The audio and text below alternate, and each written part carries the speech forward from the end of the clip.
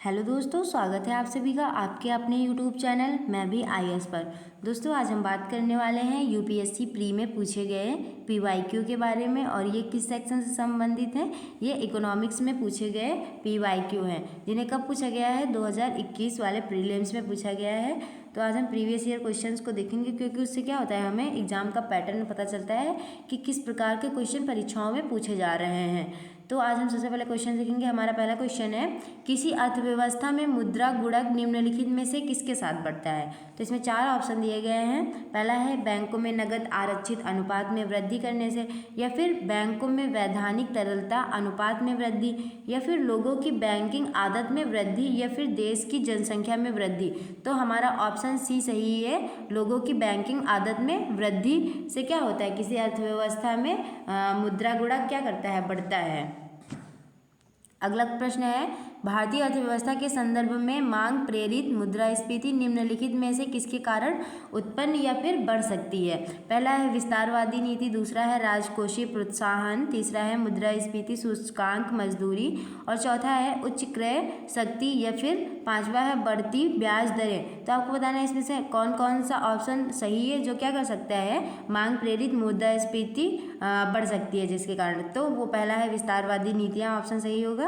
और फिर राजकोषीय प्रोत्साहन और उच्च क्रय शक्ति। हमारा तीसरा और पांचवा ऑप्शन गलत है, तो ऑप्शन ए सही होगा। तीसरा क्वेश्चन है, भारत के संदर्भ में निम्नलिखित कथनों पर विचार करें।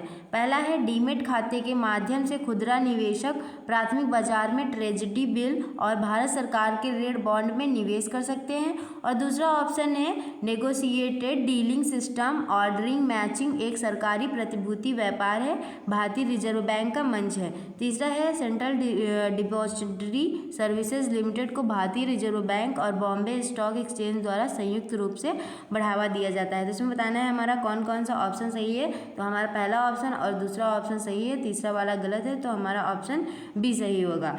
क्या है, डीमेट खाते के माध्यम से खुदरा निवेशक प्राथमिक बाजार में ट्रेजरी बिल को भारत सरकार के ऋण बॉन्ड में निवेश कर सकते हैं, यह ऑप्शन सही है। अगला क्वेश्चन है, भारत ने अंतिम उपाय के ऋणदाता के रूप में सेंट्रल बैंक का कार्य आमतौर पर निम्नलिखित में से किसको संदर्भित करता है?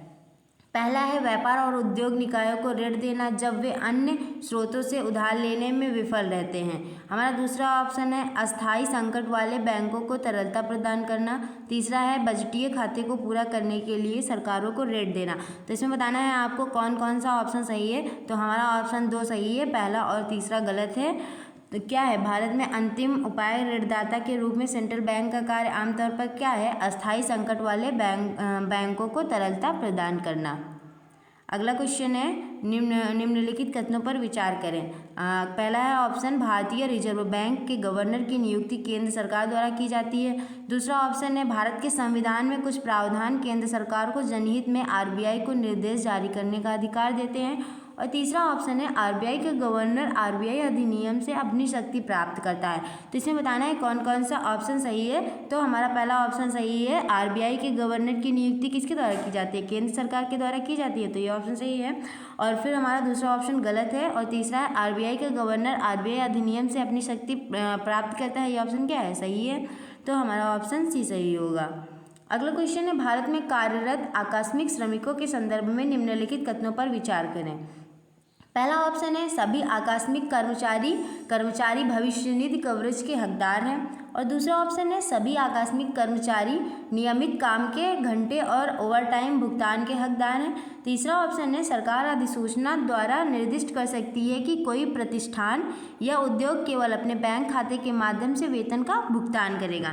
तो इसमें बताना है कि कौन कौन सा ऑप्शन सही है। तो पहला ऑप्शन सही है, सभी आकस्मिक कर्मचारी भविष्य निधि कवरेज के क्या होते हैं, हकदार होते हैं। हमारा दूसरा ऑप्शन गलत है।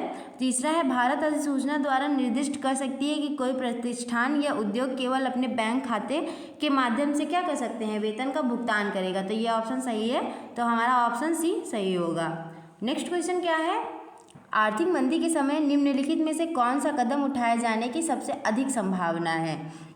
पहला ऑप्शन है कर दरों में कटौती के साथ ब्याज दर में वृद्धि।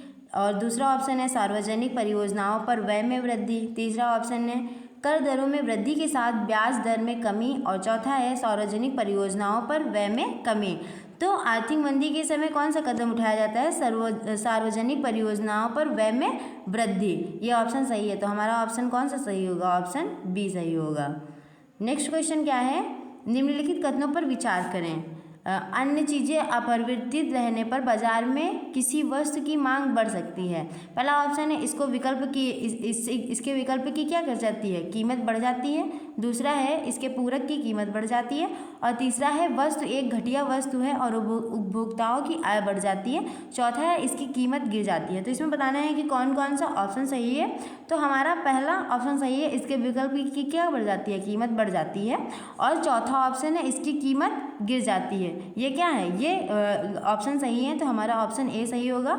और दूसरा और तीसरा क्या है? गलत है। नेक्स्ट क्वेश्चन क्या है? भारत में शहरी बैंकों के संदर्भ में निम्नलिखित कथनों पर विचार करें।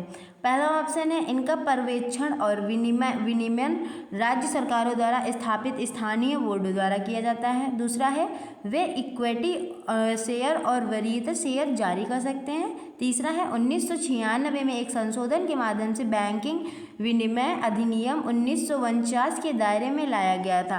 तो इसमें बताना है कि आपको कौन कौन सा ऑप्शन सही है। तो इनका पर्यवेक्षण या विनिमय राज्य सरकारों द्वारा स्थापित स्थानीय बोर्डों द्वारा किया जाता है। ये ऑप्शन क्या है? गलत है। वे इक्विटी शेयर और वरीयता शेयर जारी कर सकते हैं। ये क्या है? सही है, जारी कर सकते हैं वो। और फिर है उन्हें 1996 के एक संशोधन के माध्यम से बैंकिंग विनियमन अधिनियम 1949 के दायरे में लाया गया था। यह ऑप्शन भी सही है। तो हमारा कौन सा ऑप्शन सही होगा? 2 और 3, तो ऑप्शन बी सही होगा।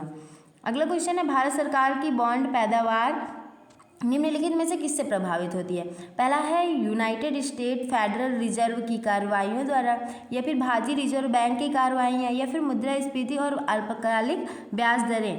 तो आपको बताना है इसमें कौन सा ऑप्शन सही है।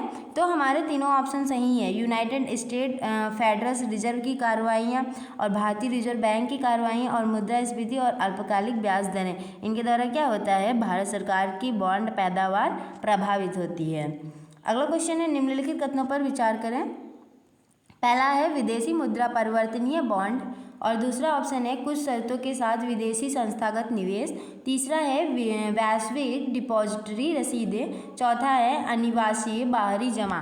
तो आपको बताना है इसमें कौन कौन सा ऑप्शन सही है। उपरोक्त में से किसे प्रत्यक्ष विदेशी निवेश में शामिल किया जा सकता है? तो विदेशी मुद्रा परिवर्तनीय बॉन्ड को क्या किया जा सकता है? प्रत्यक्ष विदेशी निवेश में शामिल किया जा सकता है। तो ऑप्शन 1 सही है। और कुछ शर्तों के साथ विदेशी संस्थागत निवेश भी हो सकते हैं, ये भी सही है। वैश्विक डिपॉजिटरी रसीदें, ये भी सही है। फिर अनिवासी बाहरी जमा, ये क्या है? ऑप्शन गलत है। तो हमारा ऑप्शन ए सही होगा। अगला क्वेश्चन है निम्नलिखित कथनों पर विचार करें। किसी मुद्रा के अवमूल्यन का प्रभाव आवश्यक रूप से पड़ता है। तो बताना है पहला ऑप्शन है विदेशी बाजारों में घरेलू निर्यात की प्रतिस्पर्धात्मक में सुधार, या फिर घरेलू मुद्रा में विदेशी मूल्य में वृद्धि, या फिर तीसरा ऑप्शन है व्यापार संतुलन में वृद्धि। तो आपको बताना है कि किसी मुद्रा के अवमूल्यन का प्रभाव आवश्यक रूप से किस पे पड़ता है। तो ये विदेशी बाजार के घरेलू निर्यात की प्रतिस्पर्धात्मक में सुधार में पड़ता है। तो हमारा पहला ऑप्शन सही है, दूसरा और तीसरा गलत है। तो हमारा ऑप्शन ए सही होगा। नेक्स्ट क्वेश्चन क्या है? भारत में काले धन के निर्माण का निम्नलिखित में से कौन सा प्रभाव भारत सरकार के लिए चिंता का मुख्य कारण रहा है? पहला है अचल संपत्ति की खरीद और लग्जरी आवास में निवेश के लिए संसाधनों का विचलन। ऑप्शन बी है अनुत्पादक गतिविधियों में निवेश और कीमती पत्थरों, आभूषण, सोने आदि की रसीदें। और ऑप्शन सी है राजनीतिक दलों को बड़ा दान और क्षेत्रवाद की वृद्धि। चौथा ऑप्शन है राजस्व की हानि कर चोरी के कारण राज्य का खजाना। तो आपको बताना है इसमें से कौन सा ऑप्शन सही है। तो हमारा ऑप्शन डी सही है, राजस्व की हानि कर चोरी के कारण राज्य का खजाना। और हमारा अगला प्रश्न है निम्नलिखित में से कौन सा अपने प्रभावों में सबसे अधिक मुद्रास्फीति में से एक होने की संभावना है? पहला है सार्वजनिक ऋण का पुनर्भुगतान, और दूसरा ऑप्शन है बजट खाते को पूरा करने के लिए जनता से उधार लेना, और तीसरा ऑप्शन है बजट खाते के वित्त करने के लिए बैंकों से उधार लेना। चौथा है बजट घाटे को पूरा करने के लिए नए धन का निर्माण। तो इसमें बताना है आपको कौन सा ऑप्शन सही है। तो बजट घाटे को पूरा करने के लिए नए धन का निर्माण, यह क्या है? यह ऑप्शन सही